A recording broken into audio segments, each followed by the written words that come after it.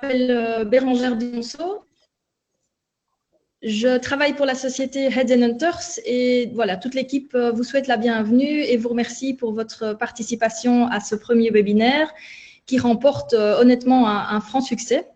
Cela fait maintenant plusieurs semaines que nous recevons des questions de la part de directeurs RH, directeurs commerciaux, également dirigeants d'entreprise, d'où l'idée de vous proposer donc une série de webinaires au cours des 2 prochaines semaines afin de pouvoir répondre à vos questions. Et donc, le thème que nous avons choisi, c'est comment motiver les équipes sales en période de déconfinement. Et aujourd'hui, nous avons Laurent De Smet, notre premier partenaire expert qui va vous éclairer sur un sujet bien précis.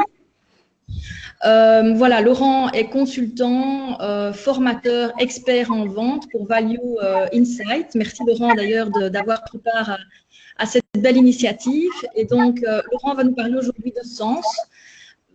Quel sens pouvons-nous donner au métier sales à l'aube des années 2020 et surtout en cette période particulière que nous connaissons tous.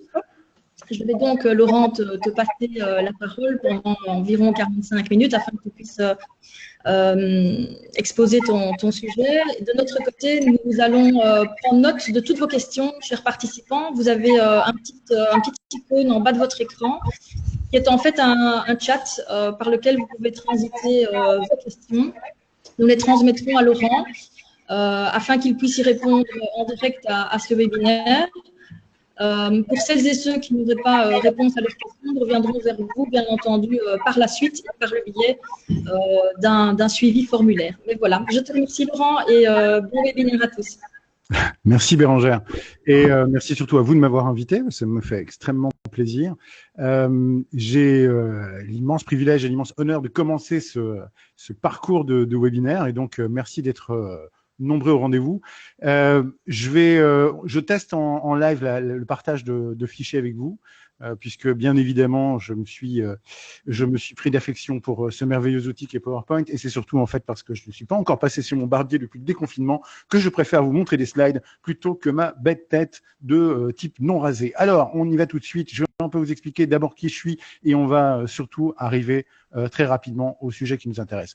Alors moi j'ai fondé une petite entreprise qui s'appelle Value Insight, qui vise à non seulement apporter des solutions de formation dans les entreprises, mais surtout qui vise à essayer d'améliorer la vente et la qualité de la vente dans les entreprises. Mon métier, il est très simple. Hein, je veux faire aimer la vente. Voilà, j'ai commencé à vendre quand j'avais 22 ans. Je suis tombé dans la vente et très honnêtement, si je peux faire mon coming out là aujourd'hui, je vous avoue qu'en fait, j'ai pas aimé ça tout de suite. Voire même j'ai mis du temps à comprendre ce que c'était que ce drôle de métier et comment pouvoir l'apprécier.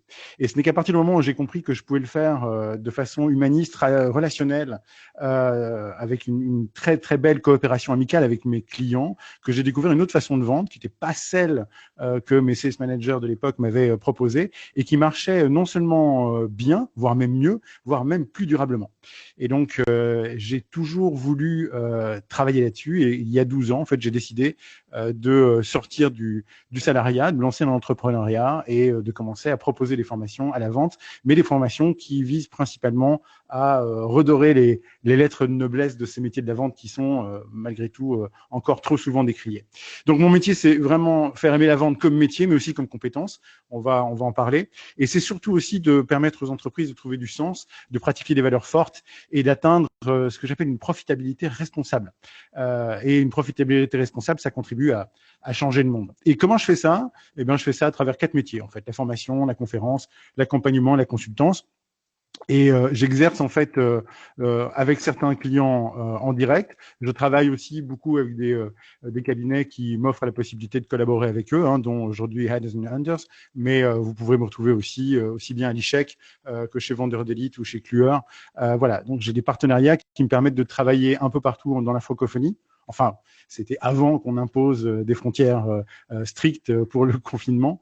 Et aujourd'hui, ça fait donc plus de 12 ans que je fais ce métier-là. J'ai pu intervenir auprès de 230 entreprises et former à peu près 6000 personnes à la vente, pas que des vendeurs d'ailleurs, hein, aussi des chargés de relations clients ou même des gens qui a priori n'ont pas forcément besoin du talent de la vente mais l'exercent au quotidien. Donc voilà, j'ai pas de spécificité dans les métiers, vous voyez, c'est très très varié.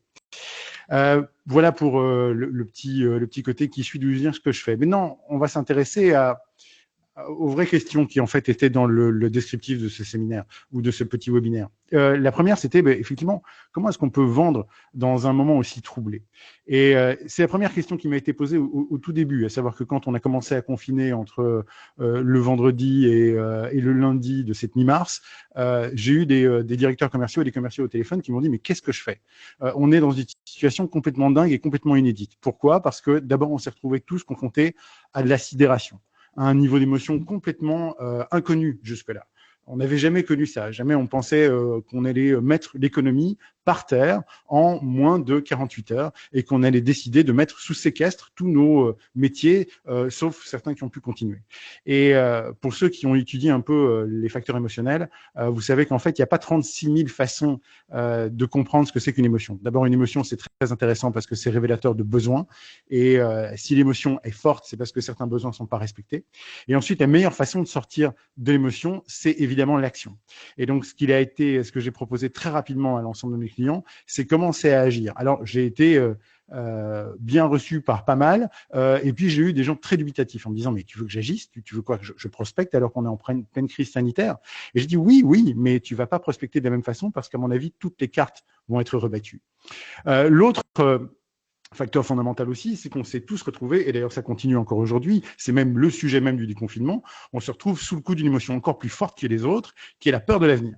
L'être humain est une machine à essayer de prévoir ce qui va se passer demain en permanence. On va consulter des experts et des spécialistes dans tous les domaines pour essayer de dessiner les contours de notre futur.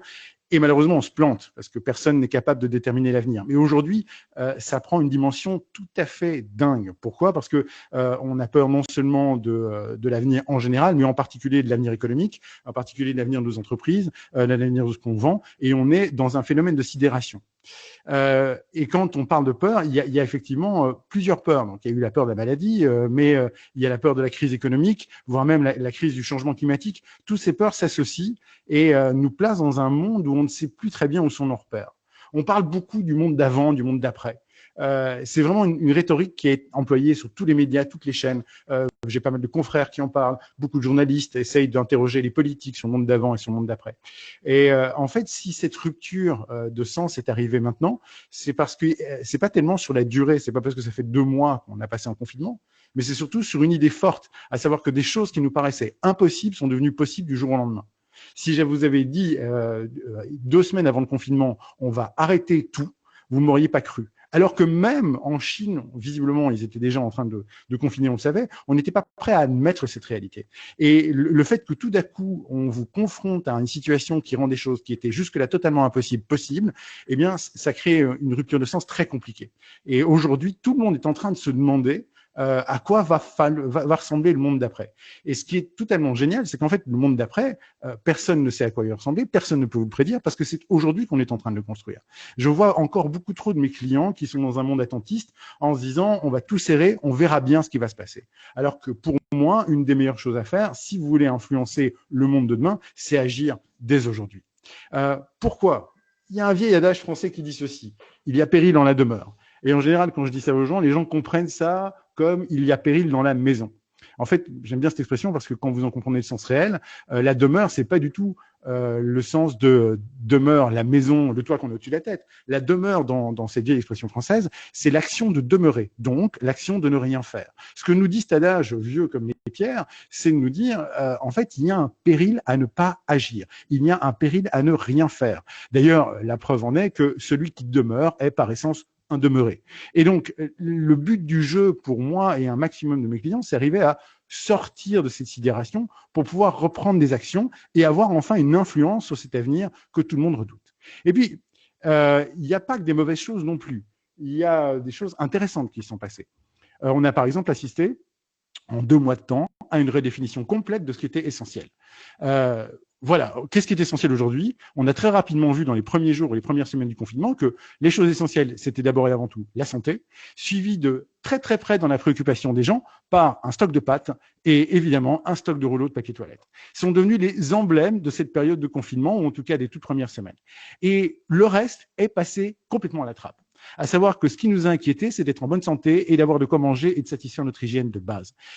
Est-ce que c'est une bonne ou une mauvaise nouvelle? Eh bien, pour pas mal d'entre nous qui sommes dans le commerce et qui nous disent, moi, je dois vendre des choses, ça peut être un peu flippant de se dire, tiens, comment est-ce que je vais arriver à vendre du non essentiel? Mais d'un autre côté, force est de constater aussi que après 2 semaines, 3 semaines, un mois, nos habitudes de consommation sont en train de durablement changer. C'est comme si on était sorti de cette espèce de frénésie consommatoire pour réaliser qu'en fait, on n'avait pas forcément autant de besoins qu'on le pensait, ou en tout cas, qu'on arrivait après un certain temps à beaucoup mieux modérer nos envies. On a fait en fait quasiment une expérience de pleine conscience en un temps très court, et c'est en ça que je trouve cette crise très intéressante. Et puis, il y a une autre chose que j'envie presque au Covid-19, non pas à la maladie, mais à ce qu'elle a provoqué dans le monde. C'est que cette maladie a réussi à faire mon travail en quelques mois mieux que moi en 12 ans. Pourquoi? Parce qu'elle a provoqué quelque chose d'absolument incroyable. Moi, ça fait des années que j'essaie de travailler sur la posture relationnelle des commerciaux. J'essaie de rendre des commerciaux plus curieux, plus intéressés par l'autre, plus intéressés non pas juste à vendre, mais à construire une relation de longue durée avec les gens. Et ça fait des années, par exemple, que j'essaie de stimuler leur curiosité, de leur apprendre à poser des questions ouvertes qui ne sont pas juste des questions ouvertes qui vont être sur le besoin de la personne, mais qui sont sur la personne elle-même, comment elle pense, voilà, s'intéresser à l'autre. Et en quelques semaines, le Covid-19 et le confinement ont fait apparaître chez nous des mots-clés que j'adore, qui sont « comment allez-vous ?» et où toutes les conversations se sont brutalement terminées par « prenez bien soin de vous ». J'aurais dû déposer la marque « prenez bien soin de vous 2020 » et en faire des t-shirts. Je pense que j'aurais eu une superbe opportunité. Prenez bien soin de vous. C'est quelque chose qu'on réservait à nos proches, à nos familles, aux gens qui nous touchaient. Et brutalement, dans les premières semaines de confinement, lorsque j'ai coaché et entraîné des commerciaux par webinaire et par séance de formation en ligne, il me revenait assez rapidement avec ce constat suivant: mes conversations téléphoniques durent 2 à 3 fois plus longtemps que d'habitude. Et bizarrement, les rapports ont changé. À savoir qu'avant, j'avais un rapport plutôt client-vendeur. J'étais effectivement dans la peur de ne pas déranger. Et puis, voilà, j'essayais d'amener mon produit. Là, aujourd'hui, les premières questions que je pose sont des questions sur l'autre. Et c'est ce que je me tue à expliquer depuis des années, c'est qu'à partir du moment où on commence à faire du travail humain à humain et pas client à vendeur, on arrive à un résultat spectaculairement intéressant. Et là, tout d'un coup, on a un tiers, voire la moitié de l'humanité qui, au lieu de s'être retrouvé dans des postures de manager-manager, de vendeur, de client et ainsi de suite, on a retrouvé un rapport de « je suis un humain confiné » face, quelque part, de l'autre côté de la caméra, à un autre humain confiné. Et ça crée du lien. Immédiatement, la similarité crée un lien extrêmement fort.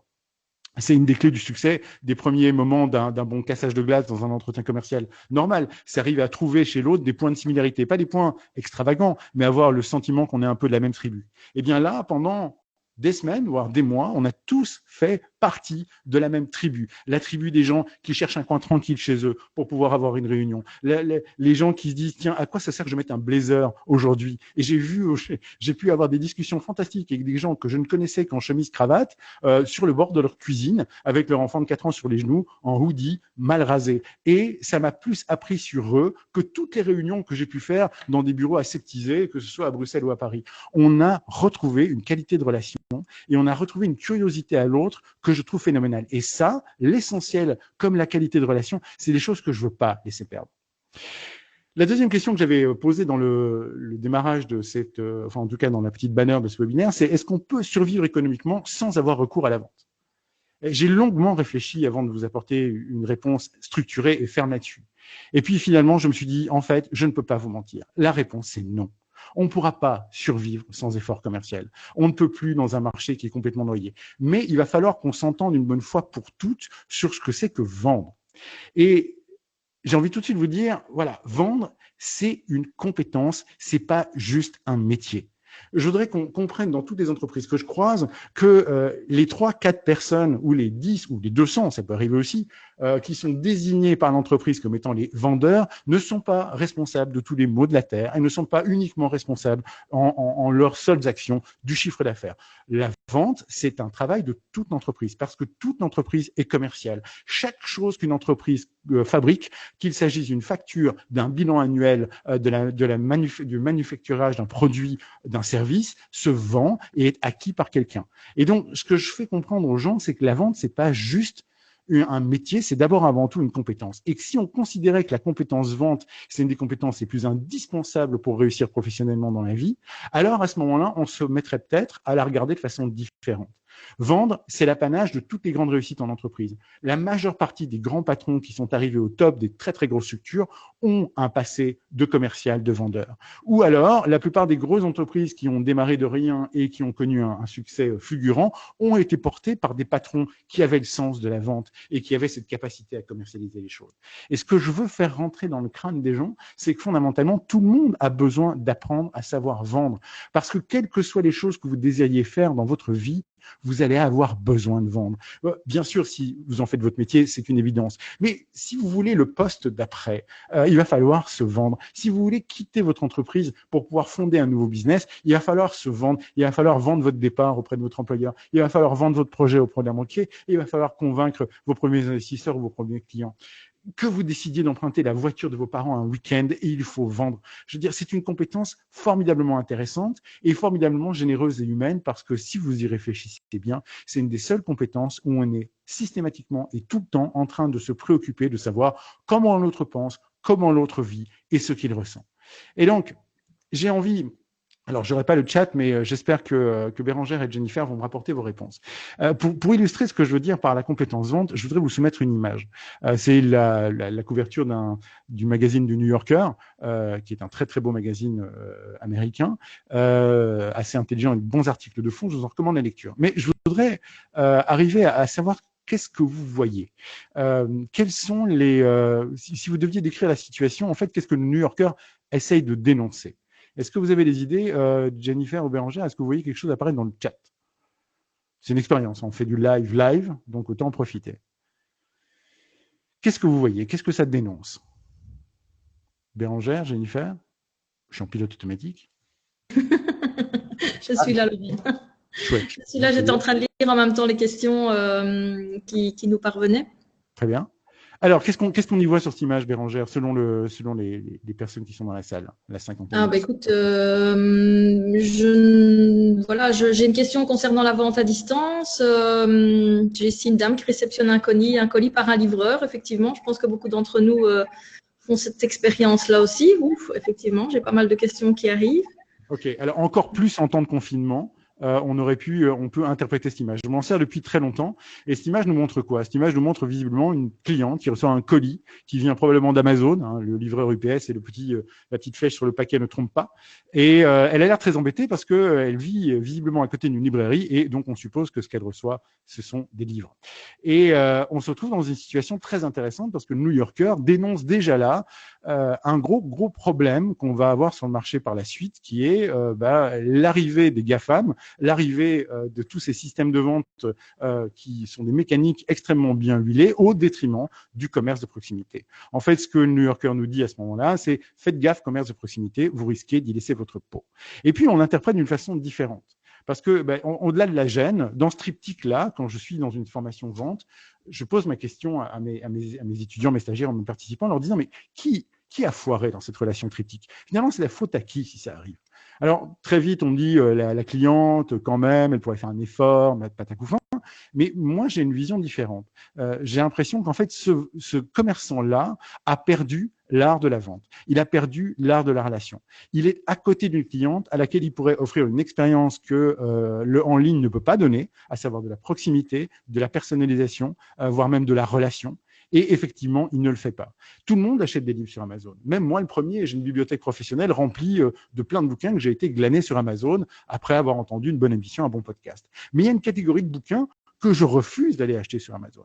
Il y a une catégorie de bouquins que je n'ai pas acheté en période de confinement et qui est un budget que je vais débloquer maintenant que je peux enfin sortir. Je suis un amateur de bande dessinée. Et j'ai, dans ma petite ville, j'habite près de Nivelles, un fantastique libraire qui s'appelle Mission BD, j'ai fait un petit peu de pub, qui a réussi à mériter ma fidélité au point que, même si j'attends certaines suites de séries de BD que je suis depuis assez longtemps, je mets un point d'honneur à refuser de les acheter ailleurs que chez lui. Comment est-ce qu'il a fait ça? Eh ben, il a fait ça, il a développé une compétence commerciale forte, il a su me fidéliser, il a su créer de la relation avec moi, il sait comment je m'appelle, il connaît le nom de mes enfants, il connaît mes goûts. Et en connaissant mes goûts, il est capable de me surprendre. Il est capable de me proposer des choses auxquelles je ne m'attends pas. Il a toujours le sourire pour moi. Il a toujours un mot gentil et il personnalise chacune des relations que j'ai avec lui. Et il me rend des services. Je peux pas rentrer dedans trop, mais il me rend plein de petits services qui font que même le jour où j'ai une BD en double, par exemple, il accepte de la restocker, il me crédite de les différences et ça me rend des services fantastiques. Ce type est super. Sa maison, sa boutique est super et je peux vous assurer, vous pouvez me torturer, je n'irai pas acheter une BD sur Amazon, ni même chez Club, ni même à la Fnac. Je vais sagement attendre de pouvoir déconfiner et d'aller chez lui. Eh bien, je pense que ce type, cette personne, ce commerçant a développé une véritable qualité de vente. Et c'est ça qui m'intéresse aujourd'hui, c'est de comprendre qu'on a très intérêt à retourner vers la vente pour tous parce que c'est la seule chose qui va pouvoir nous sauver de ce qui vient après. J'attire aussi votre attention sur un détail très important dans l'image, outre le fait que le libraire soit fermé pendant qu'elle reçoit un colis. Le détail le plus important, c'est la date. Lorsque le New Yorker publie cette tribune, on est en juin 2008. À savoir que c'est l'année à laquelle j'ai commencé mon activité de formation, déjà la crise. C'est dingue. En fait, je suis en train de vous montrer un truc qui est vieux de 12 ans. Donc le New Yorker a été prophétique à l'époque. Et ce qui est terrible, c'est ce qui est en train d'arriver aujourd'hui a été effectivement vu et prévu par plein d'éminents spécialistes. Maintenant, ce que je voudrais faire, c'est profiter de quelques minutes pour voir si la slide suivante vous effraie encore plus. On est à l'ère des machines à vendre. L'ère des machines à vendre, c'est qu'on a tellement numérisé nos interactions et qu'on est tellement présent et dépendant sur tous les médias numériques qu'aujourd'hui, ces machines, elles sont présentes partout. Amazon, Facebook, Google, Wish, Alibaba. Et effectivement, ces machines, quelque part, qui sont des distributeurs à produits faciles, nous prédisent une forme de déshumanisation complète de nos rapports avec la vente et le commerce. Mais on va s'entendre sur une chose. Pour moi, tout ça, c'est pas de la vente. Okay, tout ça, c'est pas de la vente parce qu'il va falloir qu'on s'explique un peu sur ce que c'est que les termes vendre et vendeur. Je vous présente le PDG de Google. Enfin, un des deux CEO de Google. Je ne vais pas vous montrer la démo, mais je vous y renvoie. Si vous n'avez pas vu cette vidéo-là, je vous conseille vraiment d'aller voir la vidéo de Google Duplex. Ça, c'est plutôt récent. Ça date de mai 2018. Ça a à peine 2 ans. Et là, vous allez voir la démonstration d'un robot vocal avec une intelligence artificielle adaptative derrière qui permet à un robot d'appeler n'importe quel commerce pour effectuer une commande ou une réservation sans que la personne qui soit au bout du fil comprenne qu'elle parle à un robot parce que la voix humaine est parfaitement adaptée, parce que la compréhension est parfaite et que le robot qui est au bout du fil est même capable de vous dire des et de vous faire passer quelques minutes de conversation purement humaine. Aujourd'hui, quand je projette cette vidéo dans un centre d'appel qui a pour mission de faire des commandes en ligne ou simplement de faire du helpdesk de niveau 1, il tremble parce qu'on se rend bien compte que ce genre de système, demain, pourra totalement remplacer les interactions de base. Et c'est ça qui m'intéresse. C'est qu'en fait, tout ça, ça peut être une menace, mais c'est aussi une opportunité. Un économiste français disait en 1971, Jean Forestier disait ceci, la machine conduit l'homme à se spécialiser dans l'humain. Et la chose qu'on ne peut pas nous enlever à nous, les êtres humains, c'est de savoir qu'en fait, le véritable produit d'une relation commerciale, c'est pas la commande, c'est pas l'argent. Le véritable produit d'une relation commerciale, c'est la confiance. Et on a quelque chose de fondamentalement puissant en nous, qui est qu'on ne fait pas spontanément confiance aux machines. On confie encore plutôt nos vies à des êtres humains qu'à des machines, même si demain les machines seront vraisemblablement plus compétentes, parce qu'on a envie de pouvoir se reposer dans les mains d'un être humain. Et ça, c'est une partie de la vente qu'on ne pourra pas nous enlever ou pas tout de suite. Si d'ailleurs on pense que le New Yorker est prophétique, je vous montre une page de couverture qu'ils ont fait en 2017 et c'est exactement le genre de situation à laquelle je ne voudrais pas qu'on arrive. Mais plus proche de nous, lorsque je prends cette photo sur la vitrine d'un commerçant, j'ai mal pour lui. Voilà ce que dit ce commerçant. Il affiche un placard en disant « Le conseil si j'ai spécialiste avant d'acheter sur Internet, ras-le-bol, j'en ai marre ». Il faut donc imaginer qu'on pousse sa porte régulièrement pour lui dire « Ah tiens, c'est sympa, c'est joli. Ah oui, bah écoutez, je vais le commander sur Internet ». Et d'un côté, la vision primaire de cette image me dit « Ah, c'est affreux, ce type est une victime de la digitalisation galopante du monde, le monde est horrible ». Et puis dans un deuxième temps, je ne peux me faire qu'un deuxième commentaire. Je me dis, c'est horrible, ce type ne sait plus vendre. Ce type a perdu cette compétence que non seulement de créer une relation et d'arriver à donner du conseil, mais en plus d'arriver à convaincre la personne qui est intéressée par un article de l'acheter chez lui, même si c'est quelques euros plus cher, plutôt que de rentrer à la maison et de l'acheter sur Internet. Et c'est ça la vente aujourd'hui. La vente aujourd'hui, ça n'est pas juste donner un conseil ou juste passer une commande, c'est un savant mix entre les deux qui demande énormément de talent. Vendre, c'est pas répondre à la demande. Et si je peux vous donner un cours de technique de vente que je pourrais donner à mon fils de 9 ans, je vais vous montrer globalement ce que je veux dire par là. Alors d'habitude, quand je suis en stage, je fais un petit dessin, puis je demande aux gens qu'est-ce que c'est, et la majorité des gens me répondent un œuf, et je dis eh bien non, c'est pas un œuf, et merci à mes parents qui m'ont payé 2 ans de cours de dessin aux Beaux-Arts pour un résultat aussi minable. C'est pas un œuf. Si je rajoute un élément de contexte, vous allez se dire ah non, là c'est pas un œuf, effectivement, ce serait peut-être bien un iceberg, et vous avez fondamentalement raison. Et cet iceberg m'intéresse parce que c'est une image très simple qui me permet de vous expliquer 2 choses très bêtes. Au-dessus de l'eau, la demande. En dessous de l'eau, le besoin. Ce que j'essaie de faire comprendre à plein de gens, c'est que la demande, c'est la partie émergée des besoins. Et quand je dis émerger, c'est émerger de quoi? C'est émerger de la conscience. Donc, en d'autres termes, la demande d'un client, c'est ce qu'il sait à propos de ce dont il a besoin. Et ce dont il a besoin est parfois beaucoup plus profond et beaucoup plus inconscient et beaucoup plus délicat. Là où les machines vont nous battre, c'est sur ce qui est au-dessus de la surface. Là où la machine va nous battre, c'est sur la captation de la demande. Qu'on soit clair, on se regarde les yeux dans les yeux. Si aujourd'hui votre métier consiste à remplir des bons de commande ou à attendre que le client vous appelle pour formuler sa demande, que ce soit derrière un téléphone ou derrière un formulaire, vous êtes mort. Parce que si un client sait ce qu'il veut, il le commande. Il a une fenêtre, il tape sur Google et il tombe directement soit sur des énormes machines à vendre, comme on a vu tout à l'heure, soit sur celui qui aura payé le plus cher en référencement de mots-clés par rapport à ça.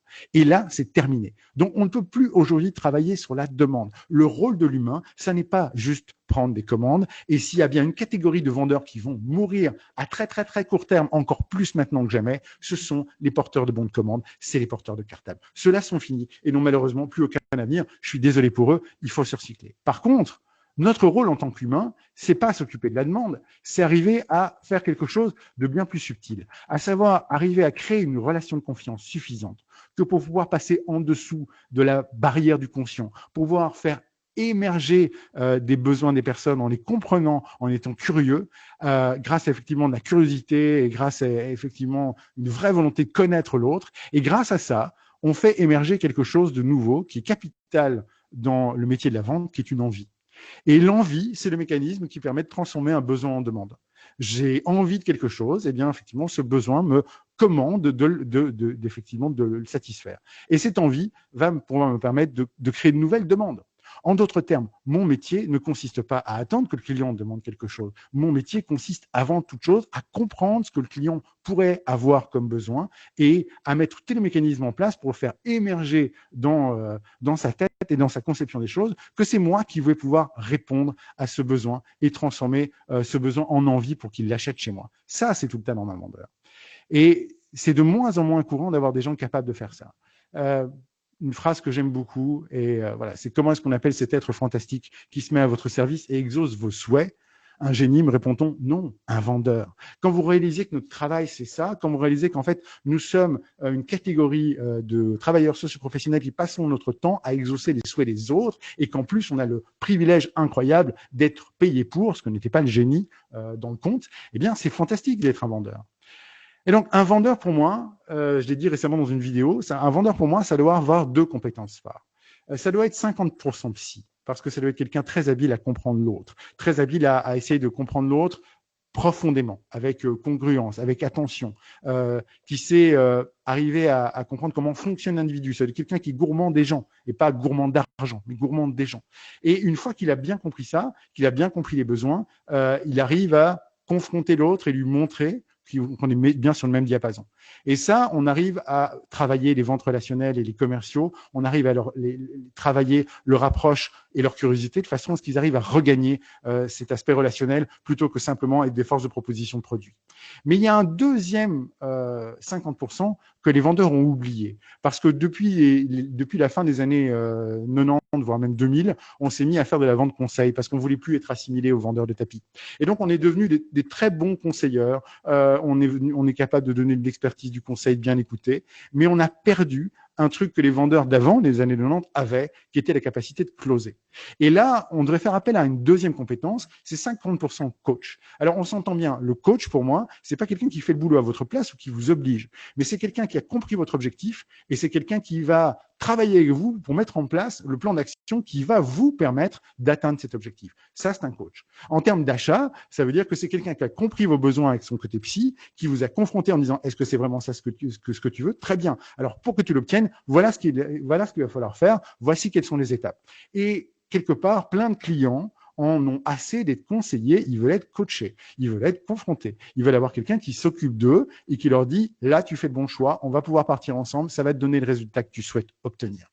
Et trop souvent, si je trouve de bons conseilleurs et parfois même de bons psys, je trouve malheureusement d'assez mauvais coachs et j'ai des gens qui s'arrêtent effectivement à la porte du magasin en regardant le client partir ou à la porte de la salle de réunion en laissant le client partir ou valider d'autres propositions de ses confrères alors qu'en fait il aurait pu un peu être plus confrontant et mettre en action, et je vous rappelle, l'action, c'est la seule chose qui peut permettre de sortir des émotions, les besoins de ces personnes. Troisième question que j'avais posée, c'est comment est-ce qu'on réémerge dans le nouvel océan digital et reconquérir sérénité, autonomie, rentabilité, profitabilité? Bonne question. Comme je vous l'ai dit, on est dans un moment où il n'y a plus de futur. En d'autres termes, le futur aujourd'hui est en panne. Et je peux, plus que jamais, je peux mettre en échec tous les grands futurologues du monde. Personne ne peut prétendre vous dire ce qui se passera demain. Okay. Mais par contre, c'est le no futur. À savoir que si vous voulez un avenir, en fait, on arrête de regarder l'horoscope, les prévisions, on arrête de regarder BFM TV, on arrête de regarder combien de points de croissance on va perdre et on commence à agir. Alors vous allez me dire, c'est pas facile d'agir si j'ai pas de visibilité. Oui, vous avez raison. Parce qu'aujourd'hui, on est complètement dans le brouillard. C'est vrai que si on était capitaine d'un navire, nos cartes sont inopérantes, on ne sait pas où on est. On est hors de tout repère. Aucune personne vivante n'a connu une situation équivalente. Même nos grands-parents qui auraient connu la guerre n'ont pas connu ce que nous connaissons aujourd'hui. Ils ont connu quelque chose d'infiniment plus pénible, mais ils ne pourraient pas nous donner des repères. Et quel est le seul instrument en termes de navigation que vous pouvez consulter quand toutes vos cartes sont inopérantes? Eh bien, il n'y en a qu'un seul. C'est la boussole. La boussole n'a pas besoin d'un périmètre extérieur de repère, parce que la boussole contient en elle-même son propre repère. Et c'est quoi la boussole d'une entreprise? Et c'est là qu'on arrive à au véritable fondement de ce que je veux partager avec vous. La boussole d'une entreprise, c'est ce qu'elle pense apporter au monde.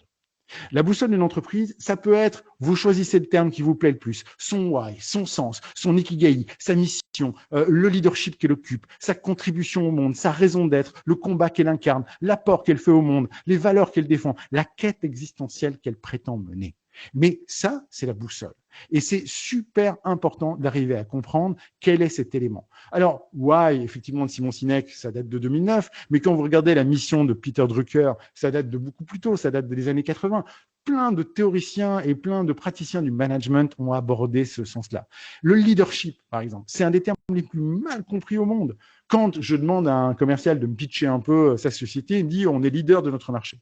Je dis, qu'est-ce qui fait que vous êtes leader de notre marché? Il dit, on est les premiers en termes de chiffre d'affaires. Je dis, mais ça, c'est pas être leader de ton marché. C'est juste me dire que tu es le premier en termes de chiffre d'affaires. Mais tu leads rien. À la limite, tu leads une compétition basée sur l'argent. Mais qu'est-ce que tu inspires aux autres? Comment ça, qu'est-ce que j'inspire aux autres? Le leadership, c'est ça. Quand on parle d'un manager qui devrait avoir développé ses qualités de leadership, on pense à quelqu'un qui doit développer son charisme. C'est complètement faux. Le leadership, c'est pas le charisme. Le leadership, c'est l'envie d'être accompagné dans ses projets. C'est que le leadership, vous l'avez quand quelqu'un vous dit « Waouh, j'ai envie de bosser avec lui, non pas parce que c'est lui, mais parce que son projet m'intéresse. J'ai envie de monter sur une des caravelles, non pas parce qu'elles sont pilotées par Christophe Colomb, mais parce que le projet d'arriver à trouver une nouvelle voie pour les Indes me botte et j'ai envie de participer à ça. » Ça, c'est du leadership. Aucune de vos boîtes n'est leader sur le marché si elle se contente d'avoir une position. L'intérêt, c'est ce qu'elle inspire aux autres. Comment est-ce qu'elle change la vie, la vision des autres. Et donc, trop peu d'entreprises ont travaillé là-dessus. Très peu d'entreprises l'ont fait, malheureusement, et encore dans celles qui l'ont fait, beaucoup l'ont fait avec un séminaire mission, vision, valeur, duquel le comité de direction s'est retiré 1 jour, 2 jours, 3 jours, et m'a pondu une magnifique charte avec 4 valeurs et une baseline sublime qui ressemble à la publicité. Et ça, c'est ce que j'appelle un travail cosmétique. Et la preuve que ce travail est totalement cosmétique, c'est que 3 semaines plus tard ou 3 mois plus tard, vous prenez n'importe quel commercial et vous lui dites, c'est quoi la 3e valeur de l'entreprise? Et il bulle. Il ne pourra pas vous le dire parce qu'il l'a oublié, parce que ça ne représente rien pour lui. Aujourd'hui, plus que jamais, la question du sens, elle est hyper importante parce qu'elle conditionne énormément de choses dans notre entreprise. La première question que les jeunes générations vont vous poser, et quand je parle des jeunes générations, c'est non seulement les jeunes générations de travailleurs qui vont bosser pour vous ou avec vous, mais aussi la jeune génération de clients, c'est on est dans une telle situation, qu'est-ce que vous faites pour rendre le monde meilleur, vous? En quoi votre produit ou votre service rend le monde un petit peu meilleur? Et je vous assure qu'en fait, très peu de boîtes ont la réponse, mais une fois qu'elles l'ont, ça change leur façon de vendre. Je vais vous donner un exemple parmi tant d'autres. J'ai un de mes clients que j'aime beaucoup, qui est un client français, dont je vais taire le nom, mais vous aurez vite compris de quoi il s'agit. Il fait du self-storage. Bon, le self-storage, ça consiste à louer des espaces de mètres carrés à des personnes, des particuliers en général, qui vont là pour stocker leurs meubles. Et le matin, quand ils arrivent en stage avec moi, ils se disent, voilà, je vends des mètres carrés. Le voisin d'en face qui fait à peu près la même chose, mais avec une autre couleur, vend des mètres carrés. Donc, on se bagarre sur les prix.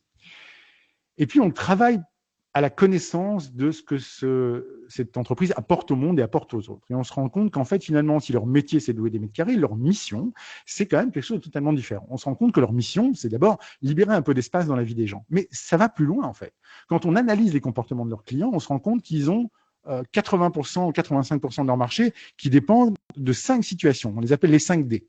Décès, divorce, déménagement, dégâts, inondation à la cave ou grenier qui fuite, ou déplacement longue durée. Émotionnellement, comment est-ce que vous pensez que les gens sont quand ils doivent gérer un déménagement, un décès, un divorce, des dégâts ou un déplacement de longue durée? Ils sont super hauts. Et ils sont dans un moment de leur vie où tout ce qu'ils veulent, c'est arriver à mieux organiser les choses, arriver à récupérer un peu de sérénité, un peu de tranquillité. C'est pas juste de l'espace physique que ces gens proposent, c'est de l'espace dans la tête des gens, c'est pouvoir déposer un fardeau. Et donc, quand on travaille avec eux sur une première partie de stage en vente, qui sont non pas juste de techniques de vente, mais qui sont inspirationnelles, les gens ressortent de là en disant, mais c'est génial. En fait, je m'étais jamais rendu compte à quel point mon métier était indispensable. En tout cas, aider les gens. Et en fait, je passe mes journées à aider les gens sans le savoir. Et du coup, quand un client pousse la porte de chez eux et qu'au lieu d'être accueilli par des questions très transactionnelles du genre combien de mètres carrés vous voulez, est-ce que vous avez des grosses pièces, il y a quelqu'un qui lui tend un café et lui dit racontez-moi un peu ce qui vous arrive, ça change la relation et ça change la donne. Et évidemment, ça change la façon de travailler et les clients sont contents parce qu'ils viennent pas acheter des mètres carrés, ils viennent acheter un peu de sérénité. Et vous, comment est-ce que vous rendez le monde meilleur? Il y a plein d'entreprises qui le font. Et il y a plein d'entreprises qui ont perdu la vision positive de ce qu'ils amènent au monde. Mais je vous fais une prédiction. Dans le monde qui arrive, si votre entreprise n'arrive pas très rapidement à dégager son apport par rapport au monde, ce qui est la porte de fort, elle risque très fort de mourir. Pour 2 raisons. D'abord, parce que le marché sera plus prêt à l'écouter. Et ensuite, parce qu'elle ne va pas réussir à déclencher un élément super important en termes de compétences commerciales. Je vais passer ça, je reviendrai après. C'est très important ce qui va suivre. Je peux vous donner les 4 piliers de la performance commerciale. Ils ne sont pas compliqués. Et je vais vous le donner dans l'ordre décroissant. Le moins important pour un bon vendeur, c'est être compétent au niveau technique. C'est connaître son produit, son service, connaître son stylo, connaître son micro, son smartphone ou les machines-outils qui le vendent très très cher aux 4 coins du monde. C'est très bien. En général, quand je débarque dans une salle, la plupart des vendeurs sont très formés au niveau de la compétence technique. Et s'ils ne l'étaient pas, je pourrais rien y faire. C'est pas mon domaine de compétence. Par contre, ce qu'on me demande souvent, c'est former les gens au niveau de la compétence relationnelle. Comment je rentre en interaction avec quelqu'un? Quelles questions je pose? Comment est-ce que j'arrive à créer ce lien? Comment est-ce que j'arrive à sonder les cœurs, les âmes? Comment est-ce que j'arrive à m'adapter à l'autre? Comment est-ce que j'arrive à conduire un entretien, closer, suivre? Tout ça, c'est des compétences relationnelles. Et en général, c'est sous ce couvert-là qu'on m'appelle dans une entreprise. Et là, effectivement, je m'amuse beaucoup parce que c'est ce que j'adore faire. Mais souvent, je constate en fait que les gens qu'on m'envoie à former sont aussi assez compétents au niveau de la compétence relationnelle. Et il leur manque quelque chose de beaucoup plus dur. Il leur manque en fait un élément clé qui est la persistance. Le deuxième pilier de la performance commerciale, c'est la persistance. Et attention, être persistant, ce n'est pas être insistant. Être persistant, c'est arriver à passer le coup de fil de plus, là où être insistant, c'est malheureusement passer le coup de fil de trop. C'est tout un équilibre. Mais la persistance, c'est ceux qui ont la niaque et qui vont passer effectivement le coup de fil de plus que les autres, qui vont essayer d'avoir l'action différente qui va essayer d'emporter la vente. C'est ceux qui ont de la résilience à l'échec. C'est ceux qui arrivent à supporter qu'on leur dise non 1 fois, 2 fois, 3 fois et qui vont trouver des alternatives, qui vont trouver les façons de faire. Ça, ce sont les meilleurs. Mais vous savez quoi? Souvent, en fait, les commerciaux n'ont pas de persistance parce qu'il leur manque le premier élément. Et le premier élément de la compétence commerciale, il tient en 3 lettres. C'est la foi. Et quand je parle de foi, je parle de vraie foi. Je suis convaincu que les meilleurs vendeurs du monde sont les témoins de Jéhovah. Ils ont une résistance colossale à l'échec. Tous les week-ends, Tous les week-ends, ils frappent à vos portes pour essayer de vous convaincre. Parce qu'au lieu de voir ça comme un job, ils voient ça comme une mission sacrée. Ils savent que derrière chaque porte, il y a potentiellement 2 âmes à sauver. Et la foi, c'est l'élément clé qui distingue les meilleurs commerciaux de tout le reste. Les meilleurs commerciaux de tout le reste, ils vendent parce qu'ils y croient. Ils vendent parce que d'abord, ils sont clients de leurs propres produits, parce qu'ils les aiment, et ensuite parce qu'ils ont envie de les faire découvrir aux autres, parce qu'ils ont cette flamme, ce feu sacré, parce que eux, quelque part, le why, même s'ils ne savent pas l'articuler forcément en beaux termes marketing, ils le sentent, ils le vivent. Et donc, c'est cette foi qui est colossale et très importante. Pourquoi c'est important d'ailleurs? Parce qu'une fois qu'on connaît sa foi et sa mission, eh bien, même quand on se trouve dans des temps très pénibles comme étant le confinement ou une crise sanitaire, et que la plupart des entreprises sont empêchées d'exercer leur métier, il y a plein de gens qui exercent leur mission. Et c'est là que ça devient très intéressant aussi. Exemple, je reprends l'exemple de mon client tout à l'heure, ils ne peuvent plus exercer leur métier. Très bien. Quand je forme les commerciaux qui me disent, voilà, les gens ne peuvent plus stocker de meubles chez moi parce qu'ils sont confinés. Comment est-ce que je peux faire pour les aider? J'ai dit, c'est très bien. Effectivement, ils vont pas pouvoir déplacer leurs meubles jusqu'à chez toi. Mais un déménagement, ça commence pas le jour où ils t'amènent les meubles. Un déménagement, ça commence bien plus tôt. Est-ce qu'ils ont déjà trié? Est-ce qu'ils ont déjà rangé? Tous les gens se sont promis de ranger pendant cette période de confinement. Est-ce que eux l'ont fait? Et vous, qui êtes des experts là-dedans, comment est-ce que vous pouvez les aider à accomplir ça? Eh bien, ils ont commencé à prodiguer des conseils à leurs clients, tout en les relançant pour savoir où en était leur projet, à savoir comment les aider à mieux préparer le déménagement, voire même comment les aider à mieux ranger chez eux pour gagner des mètres carrés, pour gagner de l'espace. Et là, en fait, sans pouvoir accomplir le métier, ils accomplissent leur mission. Moi-même, j'ai fait pareil, ne pouvant pas accompagner des forces commerciales tout de suite sur le terrain, ou même par webinaire, parce que la première semaine, ça a été le calme plat. Eh bien, j'ai créé un guide de 30 challenges commerciaux en une page PDF, en regardant mes enfants faire leur propre cahier de vacances, en me disant, je ne peux pas exercer mon métier de formateur, mais comment est-ce que je peux aider mes clients, mes commerciaux, ma communauté commerciale à passer cette période de confinement et à se remettre dans l'action pour sortir de la sidération. Je vais leur proposer des petits challenges quotidiens qui vont pouvoir griffonner sur une feuille. Ils l'ont fait. Ce document a dépassé les 100 000 vues sur LinkedIn, les 1700, 1800 likes, et j'ai eu des interviews grâce à ce petit document PDF qui pourtant m'a coûté 2 heures de temps. Mais derrière, en fait, il n'y avait pas de coup de com', il y a une véritable volonté de continuer à accomplir ma mission. Et des exemples comme ça, je pourrais vous en citer plein. Quand vous avez une mission, vous vous arrêtez pas à ce que vous faites comme métier. Vous avez des gens qui vont tout le temps se dire comment est-ce que je peux exercer cette mission indépendamment des facteurs que j'ai. Et c'est cette capacité de résilience-là dont vous avez besoin en temps de crise. C'est pour ça qu'encore une fois, arriver à comprendre quel est le why, quelle est la foi, quelle est la mission est importante, parce que ça va permettre à vos équipes commerciales et à vous-même d'être beaucoup plus créatifs et beaucoup plus résilients. La dernière des questions, c'est comment est-ce que les vendeurs, les commerciaux et les chargés de relations clients vont pouvoir survivre, vivre et faire vivre leurs écosystèmes à l'aube des années 2020? Eh bien, je vais rester dans la droite ligne de ce que je vous dis. L'ère des commerciaux porteurs de sens, c'est ça. C'est arriver à révéler les héros que sont vos commerciaux. Parce que si on continue à les voir comme des Jean-Claude Convenant, ou comme des loups de Wall Street, qui sont des anti-héros quelque part parce qu'ils arnaquent les gens, on ne fait pas du bien à cette profession. Mais n'oubliez pas qu'à partir du moment où votre entreprise a une noble cause et qu'elle a un combat à défendre, eh bien, les commerciaux qu'elle emploie sont les héros parce que c'est eux qui vont se battre tous les jours sur le marché. Et donc, si ces commerciaux ont une noble cause, ils ont forcément un ennemi mortel. Ça peut être l'angoisse, ça peut être la pauvreté, ça peut être l'obsolescence, voilà. Mais ils ont un ennemi mortel. Ils ont des super pouvoirs et ils s'entraînent d'ailleurs. Ils ont une grande responsabilité parce que le chiffre d'affaires pèse aussi beaucoup sur leurs épaules et ils doivent susciter l'émerveillement. Combien d'entreprises méprisent sous le couvert de on le voit pas souvent leurs commerciaux, alors qu'en fait, si vous voulez qu'un commercial fonctionne, il y a un côté émerveillement qu'il faut lui donner, parce qu'un commercial fonctionne aussi beaucoup à la fierté. Et n'oubliez pas qu'un commercial, il a une motivation qui s'émousse bien plus vite que n'importe qui dans une entreprise, parce que lui, il va passer un temps considérable, non seulement à devoir gérer les clients pas contents, même si vous n'en avez pas beaucoup, 3-4%, il va devoir les gérer, tous ceux qu'il a déçus, et ceux-là, même si c'est 3-4% de vos ventes, ça peut représenter vite 10, 20, 30% de son temps à s'excuser, à être désolé. Bien sûr, les clients qui vont bien, on n'en entend pas parler, c'est bien dommage. Par contre, ceux-là vont prendre de la place. Et puis, quand ils auront fini de s'occuper de ces clients-là, on leur demande de prospecter et ils vont tomber sur des clients qui ne veulent pas travailler avec vous parce qu'ils travaillent déjà avec quelqu'un d'autre et qu'ils vont vous dire un peu de négatif de votre boîte. Eh bien, ces commerciaux-là, évidemment, au bout d'un moment, leur motivation s'émousse. Et donc, il faut pratiquer du vrai leadership. Allez voir ces commerciaux-là, et plutôt que de leur dire, tiens, tu fais pas ton trimestre, il faut que tu te bouges, tes chiffres, ça va pas, dites-leur, qu'est-ce qui va pas? Emmenez-leur visiter vos meilleurs clients. Emmenez-leur interviewer les clients les plus satisfaits de la boîte qui vont leur dire, tu sais, c'est génial, notre collaboration, c'est superbe. Réenchantez-les. Parce que le management, avant tout, c'est ça, c'est enchanter ses forces vives. Deuxième chose, de grâce, on va essayer d'arrêter de faire des ventes, mais de commencer d'abord par faire des clients. C'est bien plus durable, c'est bien plus rentable et c'est bien plus intéressant d'arriver à transformer mes clients, mes ventes en clients. Même des outils tout bêtes. Je suis terrifié par l'idée de l'utilisation générale de ce qu'on fait du NPS, du Net Promoter Score. Tous les marketeurs savent de quoi je parle, peut-être que certains commerciaux ne savent pas. Le Net Promoter Score, c'est la fameuse question qu'on vous pose en termes de satisfaction pour savoir de 0 à 10 à combien vous recommanderiez l'achat ou d'un service ou d'un bien sur l'entreprise à laquelle vous avez déjà acheté. Vous savez très bien, on dit en dessous de 7, 7 et moins, c'est des détracteurs, 9, 10, c'est des promoteurs et 7, 8, c'est des gens qui sont de satisfaction moyenne.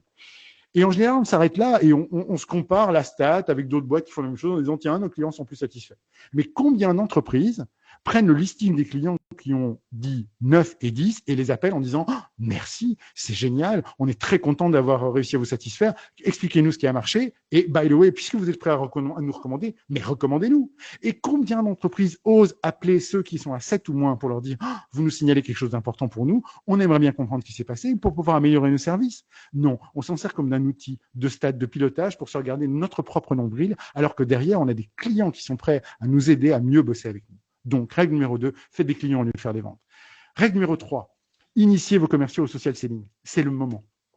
Le social selling, c'est l'art d'utiliser les réseaux sociaux pour mieux vendre. C'est pas vendre sur les réseaux sociaux. Attention, pour l'instant, ça va être la chasse au bourrin. À savoir que si vos commerciaux envoient des mails directs en disant bonjour, merci d'avoir accepté cette relation, j'ai un truc fabuleux à vous vendre, arrêtez ça.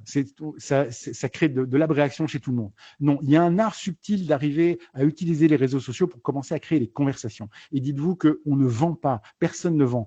On commence à créer une conversation. On ne sait pas où elle va nous mener. Dans la majeure partie du temps, elle va peut-être nous amener à une conclusion. Mais toute conversation est intéressante parce qu'elle a plein de débouchés possibles. Et donc, entraînez vos commerciaux à construire des écosystèmes vertueux de clients. Non, LinkedIn n'est pas juste un outil pour faire de la veille et mettre son CV en ligne. C'est un outil sur lequel on peut faire des rencontres, on peut arriver à comprendre comment les clients fonctionnent, on peut voir à qui ils sont connectés, on peut commencer à dialoguer avec eux, aimer les mêmes choses qu'eux, regarder ce qu'ils apprécient. Et ça provoque des choses absolument fantastiques quand vous savez utiliser ça. Attention, messieurs les directeurs commerciaux, c'est quelque chose que je dis à tous les vendeurs, c'est de dire que commencer à investir du temps là-dessus, c'est à double tranchant, à savoir que c'est bon pour l'entreprise dans un premier temps, mais c'est très bon pour le commercial dans un deuxième temps, parce que cet écosystème, il en est propriétaire et il doit le rester. Il en est propriétaire parce que quelque part, c'est sa réserve future de clients. Et donc, c'est très intéressant d'arriver à cultiver ça quand on est un commercial. Et je crois que demain, chers directeurs de boîte, chers directeurs commerciaux, les bons vendeurs, ils vont vous mettre une pression de dingue. Parce qu'au lieu d'essayer de vous faire comprendre pourquoi est-ce qu'ils ont des compétences, ils vont vous dire, tiens, vous savez, moi, je pèse 5 000, 10 000, 20 000, 30 000, 50 000 followers qui sont un peu tous dans les mêmes valeurs que moi, qui veulent aussi un monde meilleur ou qui sont plus sensibles à tel truc. Pourquoi je devrais travailler chez vous et vous les amener ? Et là, on a quelque chose de très, très intéressant. C'est qu'en fait, les commerciaux peuvent retrouver non seulement un peu d'ego, un peu de bien-être, mais un peu de pouvoir aussi, parce qu'en fait, ils vont représenter, s'ils travaillent bien à faire du selling et à affirmer ce qui est important pour eux, ils vont représenter une part significative de clients qui pourront à terme vous intéresser et pour lesquels il faudra faire des efforts significatifs. Et puis, de grâce, si c'est des super-héros, ça pourrait être aussi des agents secrets, équipez-les. Il n'y a pas d'agent secret sans Monsieur Q. Et aujourd'hui, on a une pléthore d'outils pour les accompagner. Et je suis sidéré, j'avais encore une discussion avec un ami hier, je suis sidéré de voir à quel point très peu de boîtes investissent. Alors, on a à peine un CRM pour certains. Il y en a plein. Il y a des boîtes qui vous permettent d'automatiser une partie pénible de la prospection. Il y a des boîtes qui vous permettent de faire des rencontres Shapers, qui vous permettent de faire comme Tinder, mais en business. Il y a des boîtes qui vous permettent d'accompagner des devis, de voir ce que le client a lu pour pouvoir l'appeler au bon moment, voire de mettre une vidéo en ligne. Il y a une tonne d'entreprises. Il y a des boîtes qui enregistrent les coups de fil, qui vous les mettent directement dans les CRM. En fait, aujourd'hui, si vous avez peur du digital, arrêtez d'avoir peur et commencez à voir comment le digital peut améliorer votre vie. Et ne soyez pas radins, de grâce. Il y a des outils fantastiquement intéressants, pas très chers en fin de compte, et qui peuvent stimuler vos ventes et démultiplier les pouvoirs de vos vendeurs en leur permettant d'exercer le côté le plus humain de leur métier. Renseignez-vous, ça existe. Et alors de grâce, ne vous contentez pas de payer les outils, mais formez-les et entraînez-les. Aujourd'hui, je mets Zoom ou je mets Teams, mais combien de commerciaux s'entraînent? Combien de commerciaux font des jeux de rôle ensemble ou avec des pseudo-clients ou même avec vous pour arriver à être bons en vente sur un écran. Ça fait partie des thématiques de formation qu'on fait, mais c'est vachement intéressant. C'est des outils sur lesquels on peut faire du roleplay. Voilà. Mais entraînez-les et équipez-les. C'est vos agents secrets. Et puis de grâce, et ce sera mon mot de la fin, inspirez-les. Certains l'auront reconnu, non, c'est pas Jack Nicholson. C'est un garçon que j'aime beaucoup parce que je reste convaincu, moi, que le meilleur livre de vente que j'ai jamais lu de tout mon temps, c'est pas Sun Tzu, l'art de la guerre, ou c'est même pas, voilà, c'est un bouquin merveilleux qui s'appelle Le Petit Prince, écrit par Antoine de Saint-Exupéry. Et voilà ce qu'il vous dit, Antoine de Saint-Exupéry. Écoutez ceci. Il vous dit, si tu veux construire un bateau, ne rassemble pas tes hommes et tes femmes pour leur donner des ordres, pour leur expliquer chaque détail et pour leur dire où trouver chaque chose. Si tu veux construire un bateau, fais naître dans le cœur de tes hommes et de tes femmes le désir de la mer. Et ce que je voudrais, c'est qu'on fasse naître dans le cœur des hommes et des femmes qui travaillent avec vous, pour vous, ou qui sont en train de m'écouter, le désir de la vente. Non pas le désir d'échanger un service contre du pognon, mais le désir de faire aboutir un besoin à un client, de rendre service. Parce que les vendeurs, en fait, ils travaillent pas pour le pognon. Bien sûr, n'en voulez pas à chaque vendeur. Évidemment, un bon salaire, c'est important. On est tous d'accord. Mais la véritable satisfaction d'un vendeur, c'est quand il a réussi à satisfaire à l'autre, à faire plaisir, à avoir un client qui le rappelle 1 mois, 6 mois, 10 ans plus tard, en disant « ce que vous avez fait est génial ». La plupart des agents immobiliers le savent très bien. On oublie, 10 ans après, le nom de l'agence immobilière qui nous a filé notre nouvelle maison ou notre nouvel appartement. Mais on n'oublie jamais le nom du commercial qui nous l'a fait. Et c'est là que c'est intéressant. Voilà, j'ai fini mon petit exposé en un temps quasiment record. Il nous reste donc 10 minutes, Bérangère, pour les questions-réponses. Oui. Et un tout grand merci en tout cas, Laurent. Nous avons effectivement une question très pertinente. Comment trouver du sens quand le service que tu vends fait difficilement appel à des émotions? Ah, c'est intéressant. Alors là, il faudrait évidemment que je sache de quoi il s'agit. Parce que je pense que, je vous dirais, il n'y a pas de décision d'achat sans émotion. Sinon, on aurait déjà confié tous les services d'achat à des machines. Donc, il y a forcément un humain qui décide quelque part et forcément, il est sensible à une émotion à une autre. Je trahis pas de secret. Un jour, je me retrouve dans une banque d'affaires où j'ai des gens qui chassent de très, très gros patrimoine. Très intéressant. Et là, même moi, je me dis, il n'y a pas de why. Ces mecs sont juste intéressés par le pognon. Hein, très peu d'émotion. Voilà. Et quand je l'ai fait, c'est un exercice que je vous propose à toutes les entreprises. Et donc, pour répondre à cette question-là, peut-être que la personne qui t'a posé peut essayer ça chez elle. Plutôt que de vous interroger avec votre gros cerveau cortical en disant, c'est quoi le sens de ma boîte, racontez-vous des histoires. Parce que l'histoire a un pouvoir fantastique d'appeler aux émotions. Et ne demandez pas aux commerciaux d'essayer de trouver le sens, ou même aux patrons. Essayez simplement aux commerciaux de dire quelles sont les histoires dans lesquelles tu as été le plus fier de travailler pour cette boîte-ci. On pourrait faire ça chez vous. Hein. Quelles sont les 3-4 histoires, et mettez-les par écrit, qui font que vous êtes fier d'être Head and Hunters, et voilà. Ou qui sont que moi je suis fier des formateurs commerciaux. Et je peux vous en raconter 1, 2, 3, 4. Et vous allez voir qu'il y a un truc très intéressant. C'est que c'est des histoires où effectivement je suis pas le héros de l'histoire. Le héros de l'histoire en général c'est mon client. Je lui ai apporté quelque chose. Il passe d'un état A à un état B et c'est un happy end. Et puis à la fin, on fait la triangulation. On regarde en quoi ces histoires se ressemblent. Et dans ces histoires, vous allez voir émerger un pattern, une sorte de motif récurrent. Et ben c'est ça le why. Après, faut lui donner, c'est ça le sens. Faut lui donner une structure pour qu'il soit intelligible pour les autres. Mais la quête de sens, elle se trouve dans les choses qui vont provoquer la fierté des gens. Et pour revenir à mon épisode dans la banque d'affaires, qui pourtant c'est pas des grands émotionnels, eh bien le premier me dit, moi le moment le plus fier où j'étais plus fier, c'est quand j'ai réussi à faire en sorte qu'un père et sa fille se reparlent. Pourquoi, lui dis-je? Il me raconte une histoire sinistre d'héritage où la grand-mère déshérite, alors qu'elle n'a pas le droit, mais elle passe par des mécanismes compliqués fiscaux hollandais. Elle déshérite son fils pour faire hériter sa petite fille. Gros désaccord familial. Le pognon, il y a énormément d'argent en jeu, et donc le pognon crée de la dissension terrible dans la famille. Et tout le travail de ce banquier d'affaires a été de réconcilier ce père et cette fille, alors qu'ils étaient en train non seulement de déchirer la famille, tout ça pour des histoires d'argent, mais beaucoup d'argent. Le deuxième enchaîne en disant, tiens, c'est marrant, moi j'ai réussi à faire en sorte que 2 associés se quittent en bons termes. Alors qu'ils étaient partis pour se déchirer humainement, ils avaient très bien réussi, ils avaient construit une très belle boîte, l'un avait fait un apport en capital, l'autre avait fait un apport en industrie, et ils étaient en couteau tiré. Et donc il a fallu préserver les intérêts de l'entreprise, mais aussi les intérêts humains de ces 2 personnes. Et le jour où ils se sont serrés la main, ils sont tombés dans les bras en disant, on en est sorti, c'était génial, c'est le plus beau jour de ma vie. Et quand j'ai fait le tour des 8 commerciaux, on avait à chaque fois la même histoire, à savoir des histoires dans lesquelles l'argent était devenu compliqué. L'argent était devenu un enjeu parce que c'était des sommes énormes. Et qu'est-ce qui s'est passé? Eh ben, on a mis une phrase là-dessus, à savoir que avant, ils arrivaient dans des milieux un peu clos, et quand ils disaient qu'est-ce que vous faites dans la vie, on dit je suis banquier, les gens se barraient. Maintenant, alors, encore une fois, je vais vous le faire de façon grossière, c'est plus subtil. Mais maintenant, quand on leur demande ce qu'ils font, voilà ce qu'ils font. Ils disent, avant de vous répondre à la question, je voudrais avoir votre avis là-dessus. Est-ce qu'à votre avis, en 2020, l'argent fait encore le bonheur? Et là, vous avez deux types de réponses possibles. Vous avez des gens qui vous disent, ah ouais, si j'avais 50 000 balles ou 500 000 balles de plus, je serais vachement bien. Moi, l'argent, ça ferait bien mon bonheur. Ben, vous n'êtes pas le client qui vont aimer servir. Par contre, si vous dites quelque chose du genre, l'argent, c'est compliqué. Tout le monde croit que c'est simple, mais ça génère beaucoup plus de problèmes. Alors, à ce moment-là, vous êtes typiquement le genre de client auquel ils ont envie de s'occuper et ils vous disent quelque chose qui va ressembler à, ben, vous voyez, moi, mon métier, c'est d'abord de comprendre que l'argent, ça peut être très difficile à gérer, très compliqué à appréhender, contrairement à ce qu'on croit. Et c'est redonner un peu de sérénité à des gens qui vivent des problèmes parce que justement, ils se retrouvent confrontés à beaucoup trop d'argent. Et ça, c'est un pitch qui passe. Mais on l'a travaillé avec le côté storytelling. Donc, n'allez pas frontalement faire des ateliers mission en disant, bon, les gars, c'est quoi la mission de la boîte? Travaillez, allez chercher dans vos entreprises les gens les plus fiers de faire ce qu'ils font.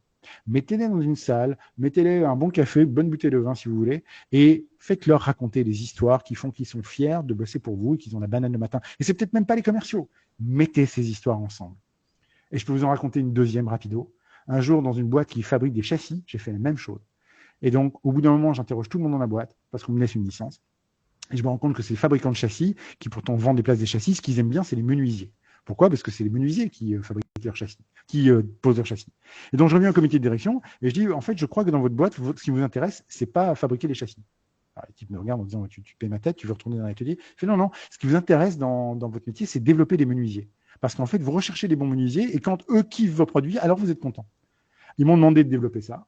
Et je suis revenu avec un concept très simple. J'aurais dit, ben voilà, en fait, votre métier, c'est donner un avenir aux bons menuisiers. Donc, vous êtes sélectif. Vous allez chercher les bons menuisiers, ceux qui aiment leurs produits et qui aiment leurs services. Et à eux, vous allez leur proposer de la qualité supplémentaire, du développement que eux vont comprendre. Et votre slogan, ça va être fenêtre sur l'avenir. Fenêtre sur l'avenir pour les particuliers, parce qu'une fenêtre, on voit la vie passer à travers. Mais pour les professionnels que sont les placeurs de châssis et les menuisiers, vous allez leur dire, nous, ce qui nous intéresse, c'est mettre une fenêtre sur votre avenir, cher menuisier. Les autres vont vendre des châssis. Nous, on veut que vous grandissiez et que vous développiez grâce à nous pour pouvoir faire plus. Eh bien, petite astuce, du jour au lendemain, non seulement ces gens m'ont dit c'est génial, ils ont abordé les menuisiers avec ce discours qui est tout à fait passé. Et ensuite, 3 semaines plus tard, ils m'ont appelé en me disant c'est dingue, on n'y avait jamais pensé, on s'est mis à vendre de la serrurerie, de la ferronnerie et tous les accessoires. On n'y avait jamais pensé parce qu'on était fabricant de châssis. Mais depuis qu'on s'est rendu compte que notre boulot, c'était de développer les menuisiers et que les menuisiers avaient des besoins là-dedans, eh ben, on s'est mis à trouver la meilleure quincaillerie possible imaginable et on les aide là-dedans aussi. Et voilà comment de mon métier, je passe à ma mission. Ok.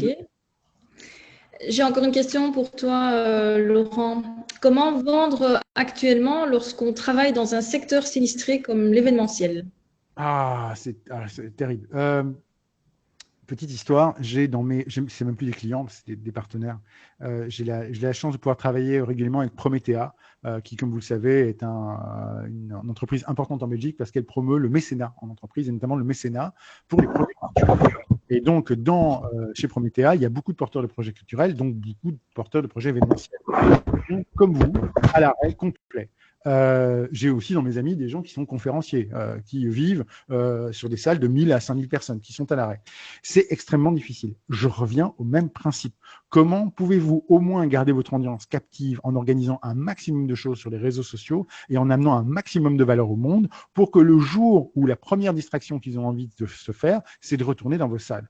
Aujourd'hui, c'est un truc horrible, mais aujourd'hui, alors, je vais prendre 2 exemples qui n'ont pas de sens parce que c'est des entreprises qui souffrent aussi beaucoup, mais rappelez-vous que Uber n'a pas eu besoin de posséder une seule voiture pour dépasser toutes les compagnies de taxi au monde, que Airbnb n'a pas eu besoin de posséder une chambre d'hôtel pour pouvoir devenir la première compagnie de réservation de séjour hôtelier. Donc, au niveau d'événementiel, la question c'est si je suis privé de ma salle et je suis privé de mon public physiquement, comment est-ce que je peux transformer ces événements? Regardez les artistes, il y en a qui sont effectivement terrorisés et il y en a qui tous les soirs font des concerts devant leur webcam. Il y en a qui organisent des concerts privés.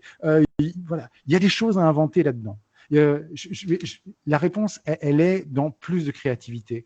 Et c'est un truc horrible, mais Léonard de Vinci a dit une phrase géniale qui est « toute contrainte mais grâce ». toutes les choses qui me contraignent m'obligent à me réinventer, m'obligent à progresser, m'obligent à faire du nouveau. Et donc, c'est ça l'intérêt des choses, fondamentalement pour moi, c'est d'arriver à comprendre que les contraintes qu'on nous pose, soit vous les voyez avec un minimum de sidération et de peur, et elles vont vous handicaper, soit vous dites comment est-ce que je vais m'intégrer à ça, et ça vous rendra meilleur. Organisez du en ligne, travaillez sur votre audience, ne laissez pas vos clients filer. Je ne peux pas dire grand-chose de plus. D'accord. Est-ce que tu aurais un livre à conseiller concernant le social selling? Alors j'ai même mieux que ça, et je vais le remettre à jour et je vous donnerai le PDF si vous voulez, comme ça vous pouvez le distribuer à tous les gens qui sont. Vous allez sur mon profil LinkedIn et que vous regardez dans les posts récents sur tous les documents, j'ai publié une bibliographie de 4 pages dans laquelle vous trouvez, selon moi, les meilleurs bouquins en vente, les meilleurs bouquins en marketing, les meilleurs bouquins en social selling, voilà. Et tout ça, c'est de nouveau une façon que j'ai eue pendant le confinement d'exercer ma mission, ne pouvant pas exercer mon métier. Je me suis dit, tiens, je vais filer tous les bons bouquins parce que les gens vont avoir du temps pour lire. Je croyais aussi, mais en fait, on n'en a pas. Mais néanmoins, j'ai filé ça. Donc, cette bibliographie existe. Il y a quelques ouvrages à lire qui sont intéressants. Je vous conseille surtout sur le social selling, osez. C'est le meilleur conseil que je puisse vous donner. Vous pouvez lire plein de livres, hein, vous pouvez avoir les bonnes techniques. Et vous pouvez même me passer un coup de fil ou me faire un Zoom, on en discutera ensemble. Mais plus j'avance moi-même dans la compréhension de ce que c'est que le social selling, plus j'ai un conseil à vous donner. N'essayez pas de faire comme les autres, faites comme vous-même. Un des types qui utilise le mieux le social selling au monde, ça doit être Gary Vaynerchuk. En tout cas, c'est plutôt du média selling. Donc lui, c'est un média. Mais il dit « I'm just doing me ». Voilà, il fait juste lui-même. Et plus il fait lui-même, plus ça marche. Quand vous regarderez les vidéos que j'ai sur mon profil LinkedIn où je fais un appel aux vendeurs et que je dis, les gars, si votre métier a plus de sens et si vous ne travaillez pas pour une entreprise vertueuse, barrez-vous. Eh bien, au moment où je poste ce genre de vidéo, croyez-moi, j'ai peur. Parce que je me dis, demain, je ne pourrai plus travailler pour la Croix-Rouge, WWF ou Gaïa. Et c'est faux, en fait. J'ai de plus en plus de contacts. Mais vous savez quoi? Ces contacts qui viennent obéissent à 2 règles. 1, ils sont dans la sphère commerciale parce que quelque part, c'est pour ça que ça nous intéresse. 2, ils sont en concordance avec mes valeurs. Et ça, demain, c'est génial parce que je vais pouvoir travailler non pas juste avec des clients cibles, mais avec des gens qui sont dans le même référentiel de valeur que moi. Donc, osez être un maximum vous-même sur les réseaux sociaux. Et je conclue par une démonstration violente. Si vous n'osez pas affirmer vos opinions sur les réseaux sociaux, regardez un documentaire sur Netflix qui s'appelle Behind the Curve. Ça veut dire derrière la courbe.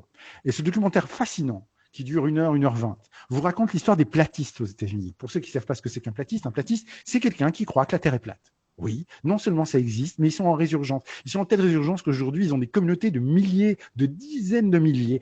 Ils ont des congrès, ils ont des boutiques dans lesquelles on vend des trucs pour les platistes. Comment est-ce qu'ils ont réussi à se rassembler? Grâce aux réseaux sociaux. À savoir que tant qu'ils étaient dans leur propre village ou dans leur propre école et qu'ils disaient, tiens, il me semble que la Terre est plate, eh bien, ils avaient 10, 20, 30 personnes qui disaient, mais t'es bête, évidemment qu'elle n'est pas plate. Par contre, sur les réseaux sociaux, ils affirment que la Terre est plate et vous avez 200, 300, 3000, 30 000 personnes qui leur affirment qu'ils sont idiots. Et puis, derrière ces 30 000, 2 ou 3 personnes qui le disent, tu sais que tu as peut-être raison quand même. Et avec ces 2 ou 3 personnes, ils se fédèrent. Et de plus en plus. Et en fait, ils réussissent à devenir des milliers. Donc, si ça marche pour les platistes, si ça marche à un point tel qu'ils sont en train de faire des communautés de plus de 100 000 personnes, j'espère que votre idée de business est quand même un peu moins conne que celle de penser que la Terre est plate. Vous avez un boulevard devant vous. Allez-y. Très bien, mais je pense qu'on va tout doucement clôturer. En tout cas, un tout grand merci à toi, Laurent, pour tes explications, tes partages, ta vision. C'était vraiment super intéressant. Je vous en prie. J'espère que ça vous sera utile et que ça vous inspirera un tout petit peu.